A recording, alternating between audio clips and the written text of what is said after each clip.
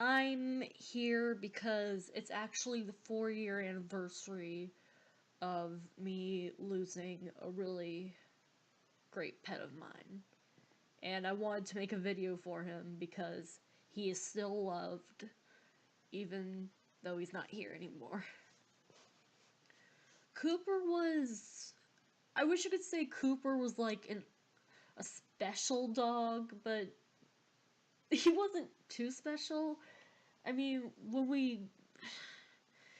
here's what happened. I was 8 years old, and it was the year 2008, which was also the year Hotel for Dogs came out. This is relevant, okay? We're still not sure what breed he was. We wanted to say like a German Shepherd, but his ears didn't stick up. They kind of flopped down. And he shows up with an interesting collar. It was like a choke collar, except it looked like it would dig into his neck, which we didn't like that. And he comes there in the middle of summer. I take a beach pail and I fill it with water for him, and he drank all of it.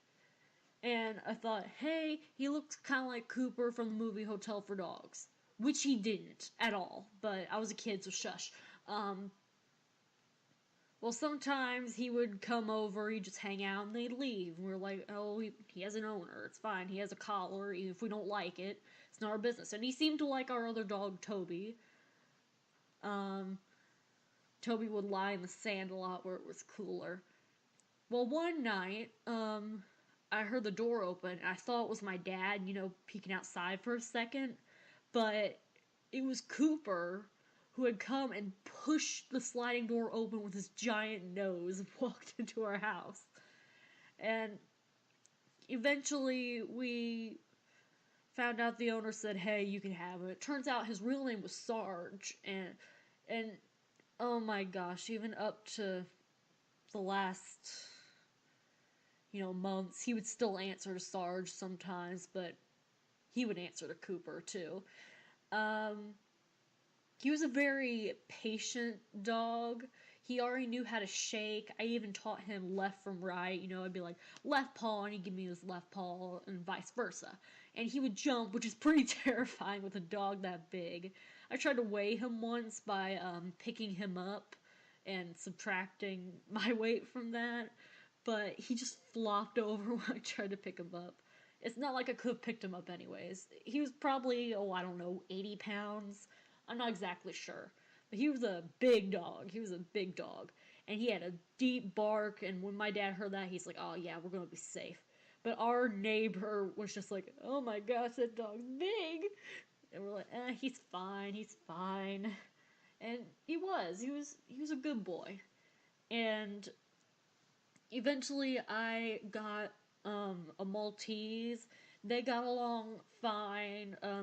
I didn't have her very long because she unfortunately passed away about a year after I got her. I may talk about that some other time. This isn't what this video is about.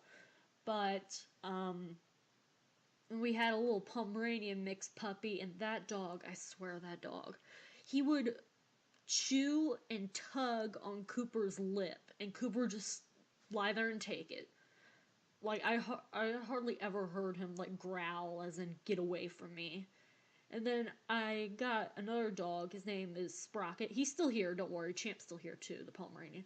Sprocket, he's a cockapoo, and, he's pretty lazy, and Cooper was lazy too, he liked to lie down a lot. And he was a bigger dog, and people say, bigger dogs don't live as long.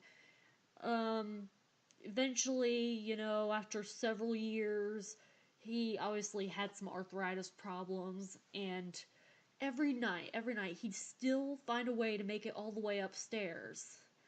And we even got a dog bed and put it downstairs in the family room for him, but he wouldn't use it. He'd just go upstairs with my parents.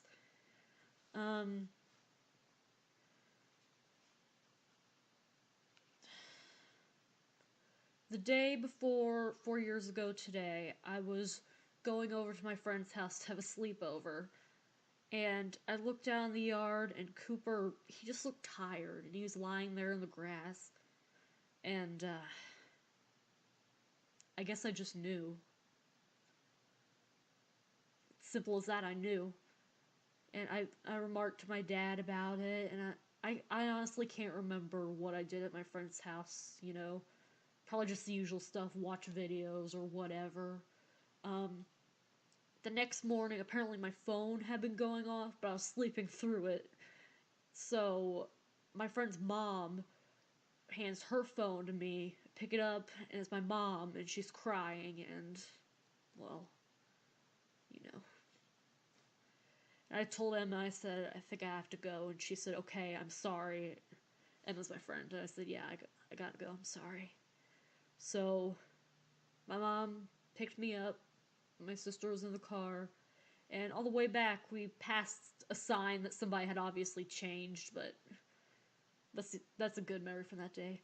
Well, we get there and they put him on his dog bed. They were going to bury him with the dog bed because, you know, it was kind of hard to move him without that. And my dad was already digging the hole, and I looked and sorry. He was just lying there and his eyes were still a little bit open, and I ran. I locked myself in my room all day and I didn't come out. It was it was a difficult time. But I'm not supposed to be sad. I'm not here to be sad right now because he lived a really great life. Perhaps a better one that he could have with his old owner, with that collar at least.